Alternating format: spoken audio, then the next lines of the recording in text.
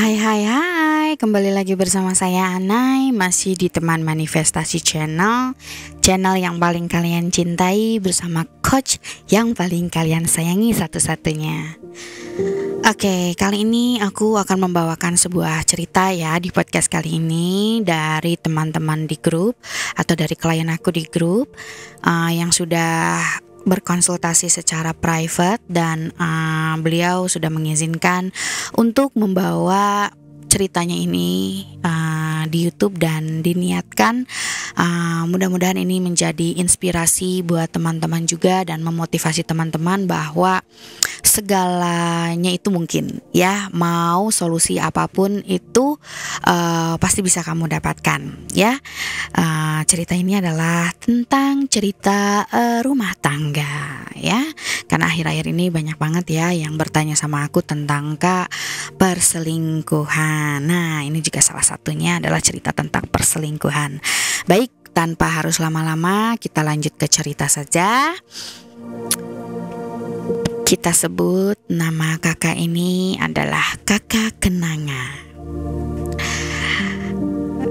Kak Anai katanya gitu, saya izin sharing di sini ya buat motivasi teman-teman kalau afirmasi belum berhasil supaya tetap yakin dan semangat saja katanya gitu. Yakin sama Allah atau sama Tuhan disesuaikan dengan agamanya, dan kalau belum terwujud mungkin masih ada yang salah di diri kita sendiri, tidak 100% percaya dan yakin sama keajaiban Allah. Ya, ceritanya disingkat saja ya Kak Anai, boleh saya bilang gitu ya. Awal cerita katanya, sebelum kenal sama Kak Anai, saya itu ada masalah rumah tangga. Trauma berat saya itu Kak, katanya gitu. Saya gak nyangka saya bisa dibuat cemas dan hidup tidak tenang, katanya gitu ya. Hidup segan mati tak mampu. Gak nyangka kalau suami saya yang saya percaya 100% bisa mengkhianati saya. Saya menemukan beberapa bukti, tetapi kepada suami saya bertanya, apakah benar kamu mengkhianati saya? Ini adalah bukti-buktinya. Dan dia bilang, gak ada apa-apa kok, saya sama dia cuman temanan saja. Lalu dalam hati saya jawab oke, nanti Allah yang akan tunjukkan semuanya. Dalam keadaan masih terguncang, sedih, galau, depresi, tidak karu-karuan, saya mengadu semuanya sama Allah. Sampai di titik, singkat cerita, katanya saya izin pergi umroh tahun 2019 dan saya minta izin sama suami saya karena saya benar-benar terguncang pada saat itu, karena suami saya juga tidak mengatakan hal yang sebenarnya, dan alhamdulillahnya suami saya mengizinkan saya untuk pergi umroh.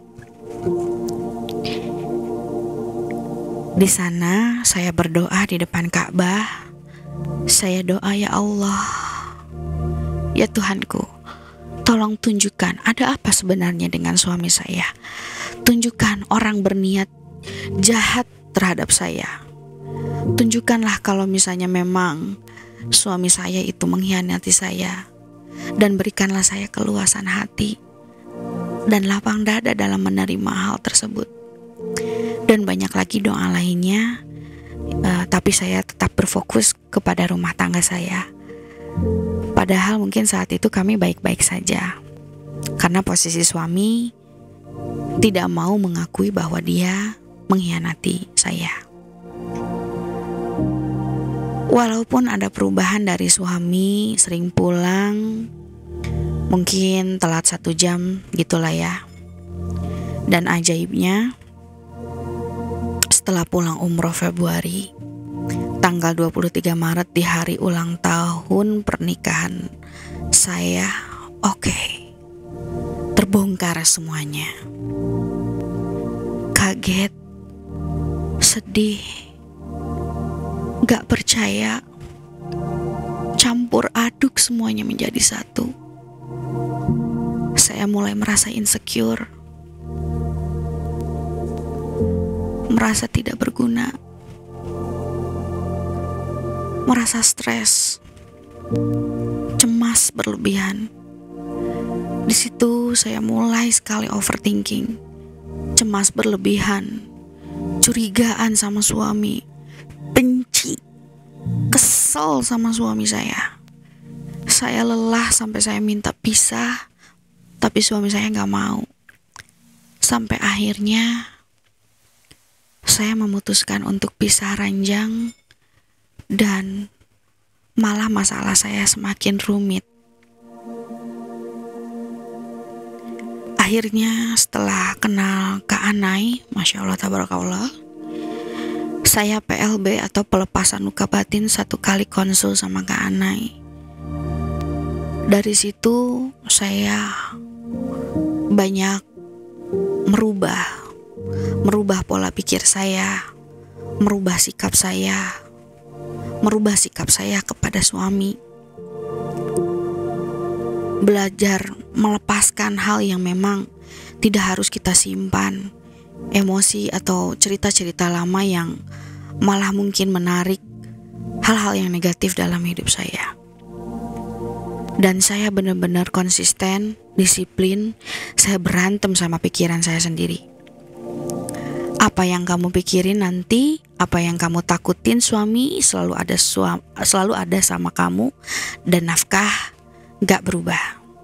Jadi Kak Kenanga ini katanya berantem di pikirannya, bahwa apapun yang Kak Kenanga pikirkan tentang suami, yang Kak Kenanga takutkan dari suami itu tidak pernah terjadi, dan suami itu selalu ada, selalu memberikan nafkah dan tidak berubah. Di situ katanya saya bangkit, saya harus bisa menjadi versi istri yang lebih baik lagi, istri dengan versi terbaik supaya suami nyaman dengan saya. Dan saya gak pernah kepoin mereka juga, katanya gitu. Saya jaga mental health saya sendiri, saya serahin ke Tuhan, seperti apa yang disarankan. Saya terima semuanya yang sudah terjadi. Saya ingat itu kan doa saya sama Allah pas umroh. Kata Allah, udah saya tunjukin nih sekarang bahwa cancel delete suaminya itu mengkhianatinya. Jadi katanya sekarang tugas saya menjaga rumah tangga saya kembali harmonis seperti dulu lagi. Lalu dia bilang, saya anggap suami saya lagi kesurupan, kalau saya mundur mereka tepuk tangan dong, katanya gitu ya. Jadi ada alhamdulillah katanya gitu ya Kak Anai. Sekarang saya happy banget, dari tahun 2021 sampai sekarang alhamdulillah aman. Dan afirmasi saya terwujud satu persatu. Pelajaran yang bisa dipetik katanya gitu ya adalah kita harus berserah diri sama Allah, terima semua takdir Allah yang sudah terjadi. Karena balik lagi ya, apa yang sudah terjadi itu aku selalu bilang itu adalah already fake news atau old story, atau sudah basi, bahasa saya seperti itu ya. Dan diterima lalu lepaskan, jangan disimpan, jangan diingat-ingat lagi, benar-benar dibuang katanya gitu. Walaupun itu gak enak awalnya katanya gitu buat kita, tapi yakin deh katanya Allah itu punya rencana yang lain.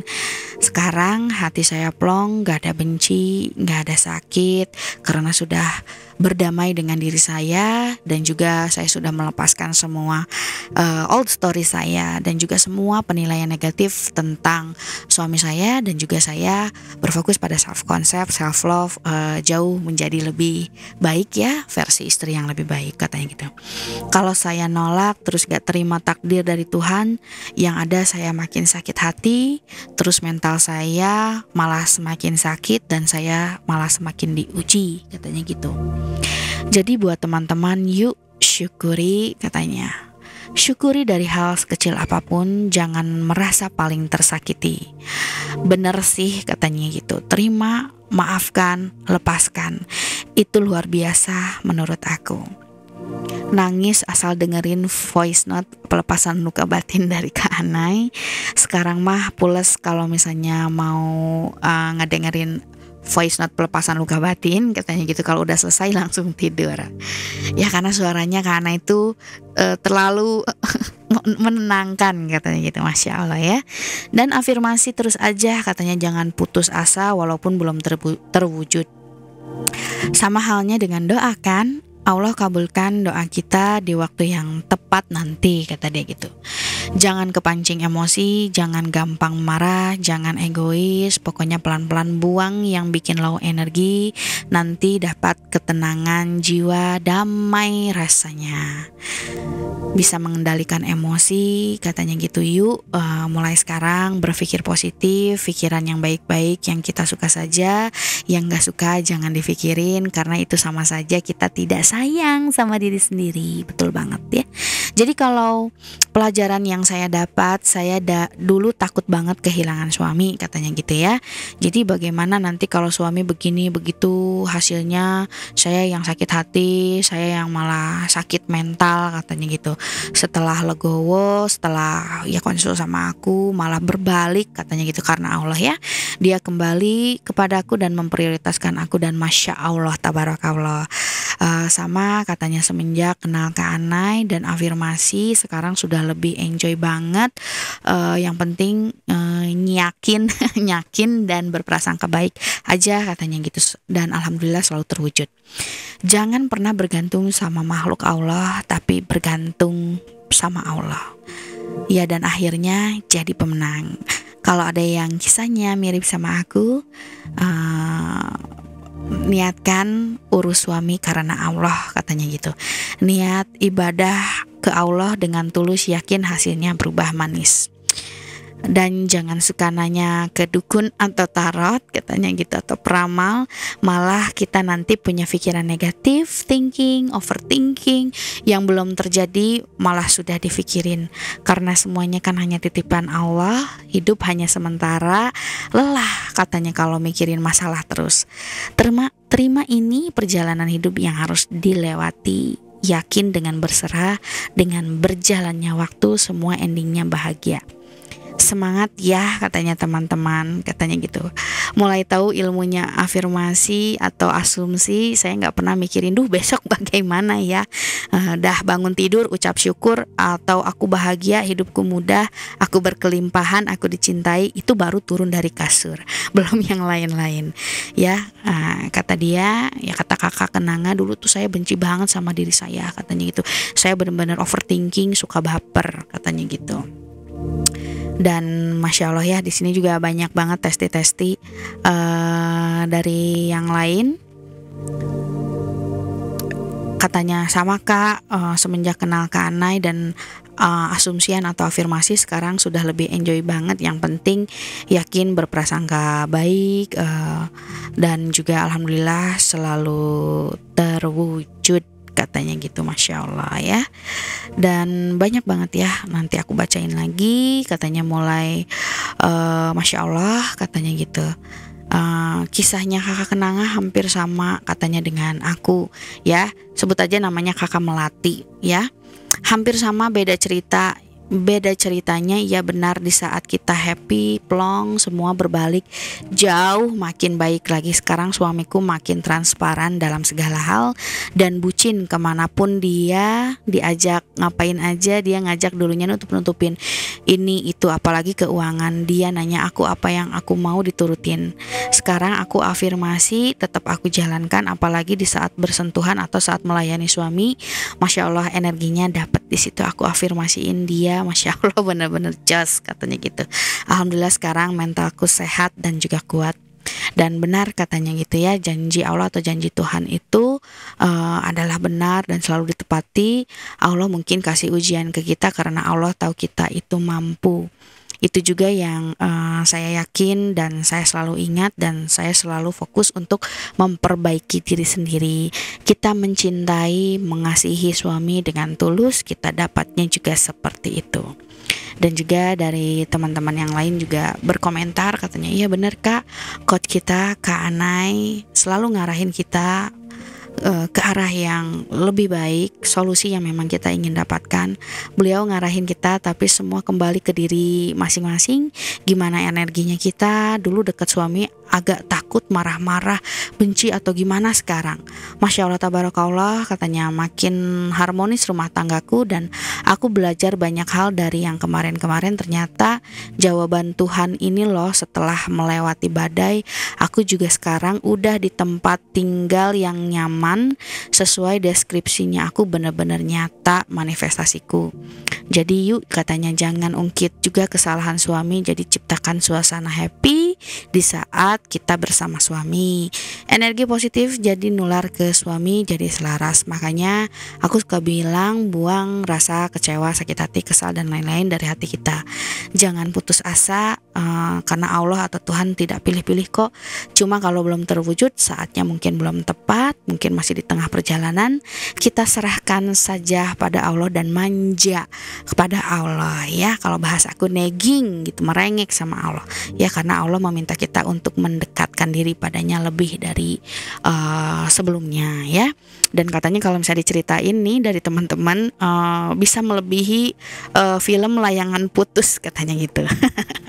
Ya jadi balik lagi ya teman-teman, aku selalu bilang juga sama teman-teman, apapun ya, apapun kondisi teman-teman saat ini, seburuk apapun, karena Allah, karena Tuhan, pasti teman-teman, kalau misalnya teman-teman benar-benar merubah apa yang ada di dalam teman-teman, atau apa yang teman-teman sering katakan, sering pikirkan berulang kali ya, pada diri sendiri, itulah yang akan merubah gitu loh. Kalau misalnya diarahkan ke yang positif ya, tapi kalau misalnya diarahkan ke yang negatif, hati-hati ya, itu yang malah nanti akan terulang kembali.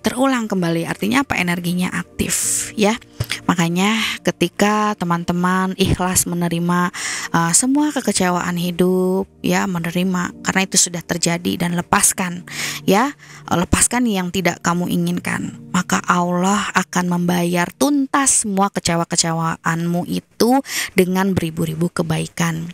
Belajarlah untuk mengerti bahwa segala sesuatu yang baik untukmu tidak akan Allah izinkan pergi, atau tidak akan Tuhan izinkan pergi, kecuali Tuhan akan ganti dengan yang lebih baik lagi ya. Everything is happening best case scenario for you ya. Jadi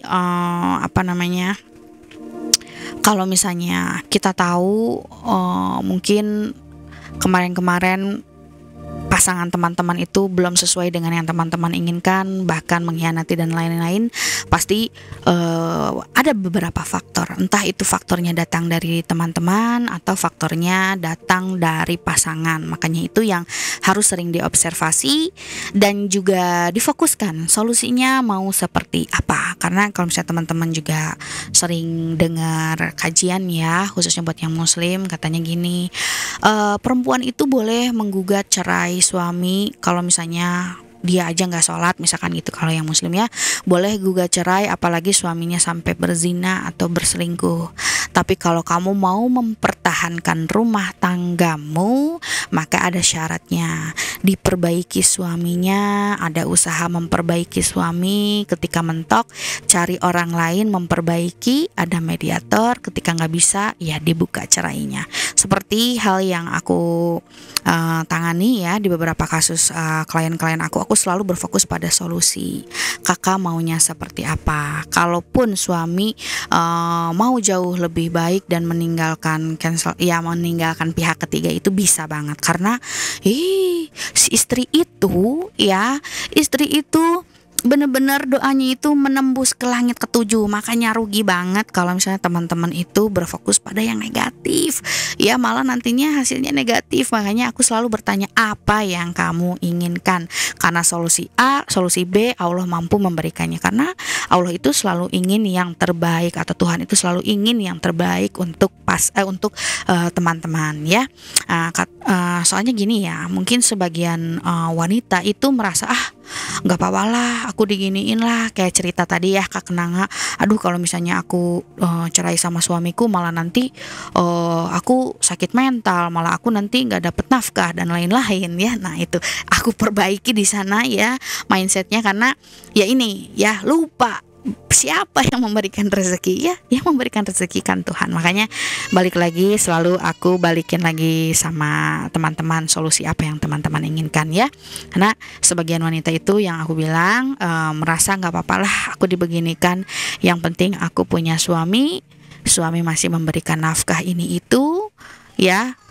Makanya nih ya, hati-hati katanya ya, karena kalau misalnya kita seperti itu lupa siapa yang memberikan rezeki ya, itu Allah atau Tuhan. Makanya mindset yang memberikan rezeki itu Allah. Jadi kalau misalnya teman-teman mindsetnya benar, teman-teman gak akan pernah takut dengan kondisi yang ada di luar, baik itu datangnya dari orang sekitar atau misalnya keadaan ekonomi yang buruk dan lain-lain, karena ya yang memberikan rezeki itu adalah Tuhan ya.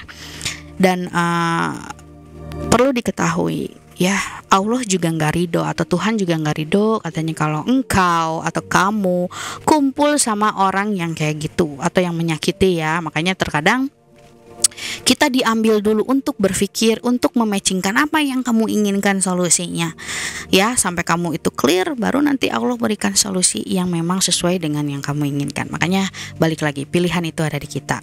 Kita itu disuruh memilih ya, jangankan memilih pasangan ya, sohib aja atau berkawan aja kita disuruh memilih, suruh cari kawan.